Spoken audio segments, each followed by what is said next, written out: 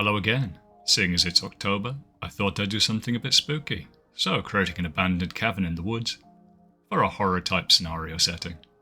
To begin with, took a block of foam core and carved out the rough dimensions of the decking and the door frame. Taking some coffee stirrers, I trimmed them so they'd be about the length of the decking, then started gluing them along until the entire deck was covered, using matte Mod Podge to lay them down.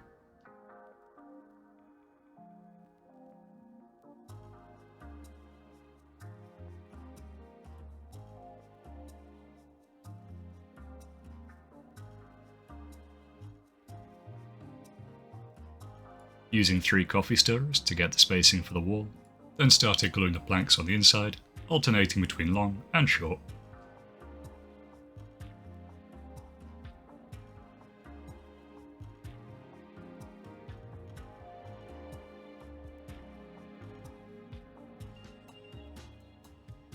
Repeating this until the entire floor was covered in planks. Using more coffee stirrers, I put together the front of the cabin, with 2 windowed sections. These were made by cross-beaming the coffee stirrers, and then adding an additional 3rd layer behind them.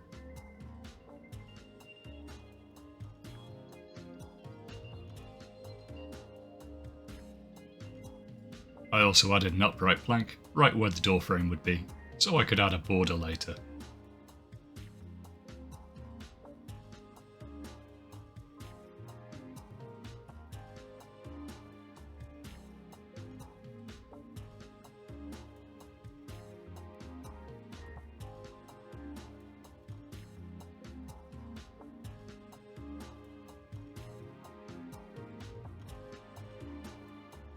I used a similar method to create the remaining walls, but stuck to only 2 layers this time.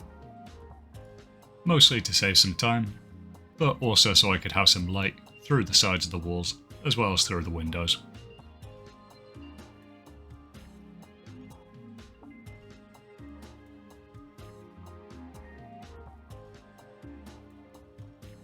On the opposite wall, I wanted a chimney, so I took a block of styrofoam and pushed some stone texture into it using a tinfoil ball. I followed this by taking a sculpting tool and carving some brickwork into it, as well as carving a fireplace into the front.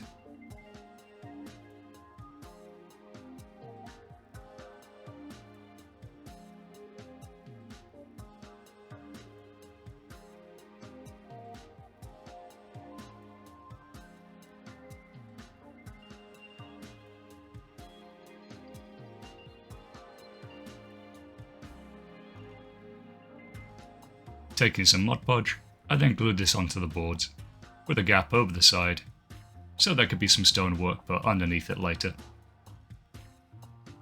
With the chimney in place, I then started trimming the wall sections so they would fit snug next to it.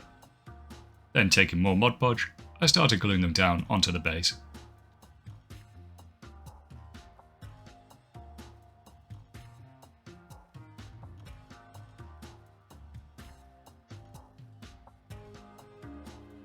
The benefit of making an abandoned, rustic cabin is that you don't have to be overly precise with it, and you can have stuff slightly falling down and misaligned, where the foundations have shifted and the wood's warped over time.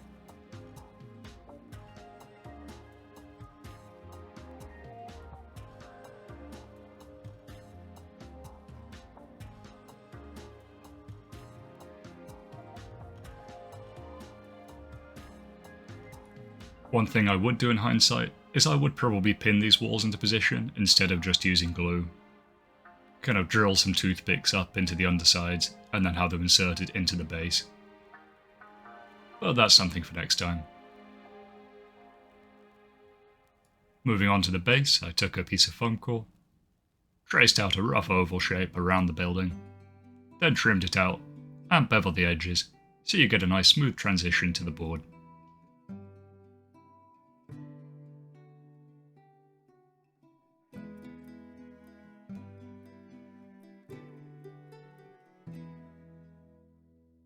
Using hot glue this time, I then attached it onto the foam core base.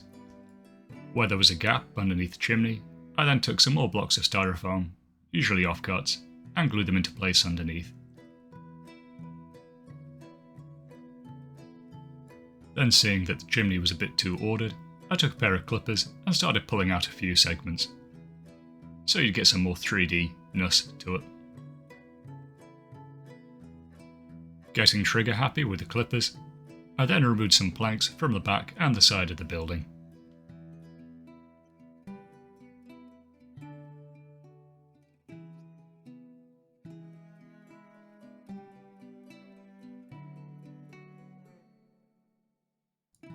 To add some detail to the base, I took some of the leftover coffee stirrers and put the remains of a fence out front.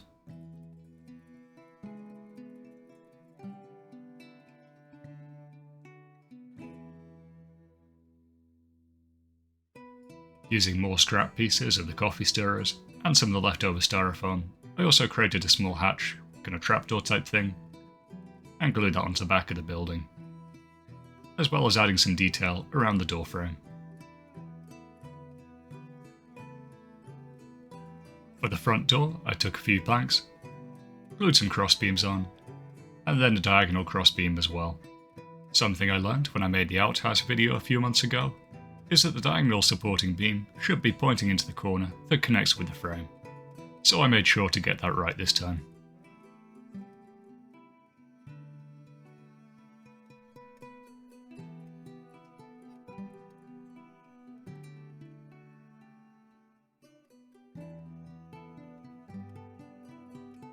Taking some lengths of slightly thicker balsa wood, I then glued some supporting beams so the canopy would have something to hold it up.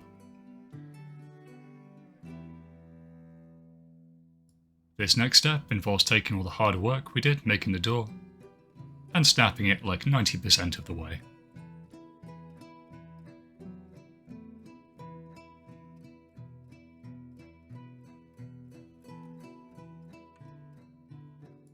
A few bits were a bit stubborn, or fell off, so I took a pair of clippers in to persuade them and then glued them on using Mod Podge.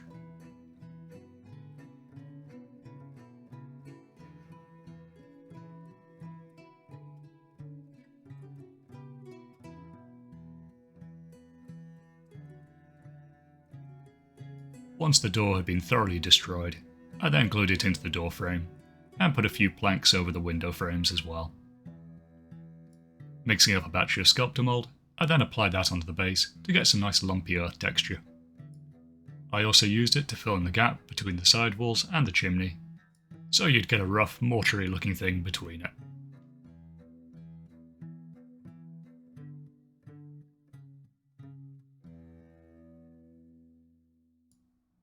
Given that 24 hours to dry, I then went in with a texture paste. Using my standard recipe of fine sand, cork flock, black gesso, and PVA. Using an impractical tool, I then applied this over the sculptor mould.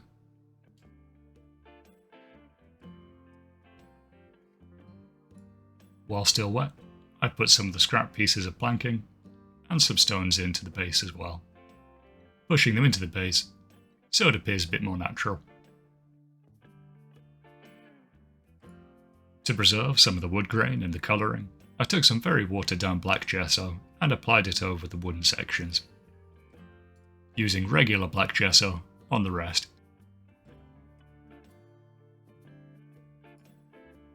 For the next coat I used burnt umber to build up a nice earthy tone.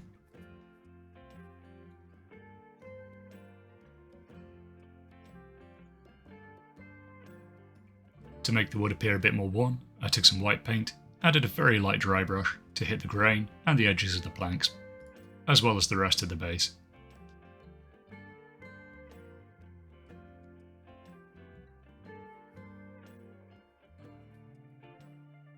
Taking a watered down green, I then applied some water damage and some mildew onto the planking.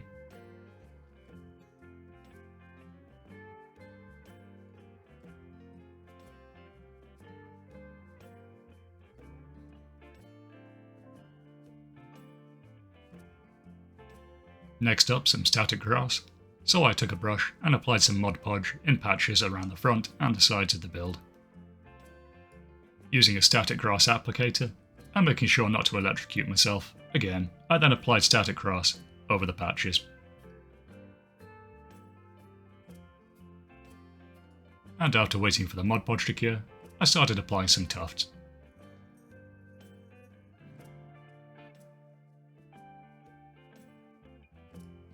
Again, in hindsight, maybe the static grass colour was a bit too vibrant, but it's what I had on hand, and it looked a lot darker in the pot. So, taking some clump foliage, mixing it up with some matte Mod Podge, I then applied it as a paste around some of the rocks and in the corners of the building to get some moss build-up. Using some stained paper, I also took some leaf hole punches and started punching out 100 or so leaves. These were then applied around the front and on the roof of the building.